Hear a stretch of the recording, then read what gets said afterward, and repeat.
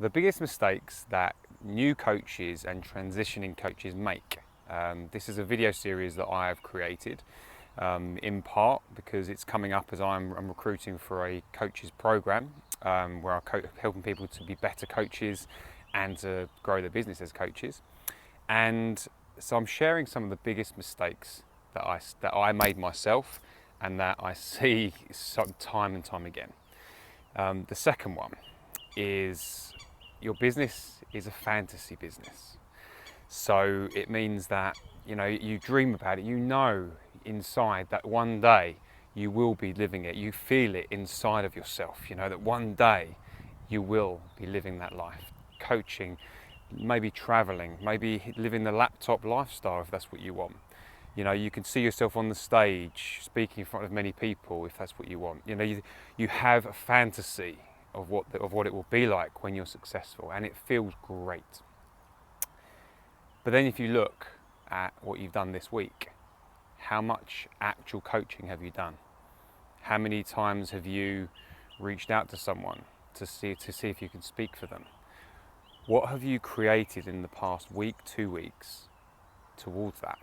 So many times people get caught up in the daydream, the idea that somehow, some way, it will happen for them, when the truth is, it won't. No matter what you believe with the law of attraction, it isn't going to happen by itself. Going home and having a vision board will not make it real. You have to actually take steps on a weekly basis for it to be real. Now, the last one I shared was regarding the time investment, blocking out time and having committed time to it. And this is why it follows on naturally from that. Whatever your fantasy of what the business will be like when it's successful, look at your current situation, your current actions, and that will determine your future. Your current reality creates your future. You don't just one day wake up and this magic, it's all happened for you. You have to take real world practical steps as many days as possible, as much time as you can give to it, if you want to turn that fantasy business into a reality. Now, I've recorded this here. I rediscovered this lake where I used to come and record stuff a couple of years ago when I was working at a job, and I had my fantasy. And there are times when I was lost in the fantasy. I knew it would happen, but it was always getting pushed pushed forwards. It was always seemed to be about 6 months to a year ahead of me. And I was always sort of behind it for some time, until I started to take many practical, real-world steps. To take those risks.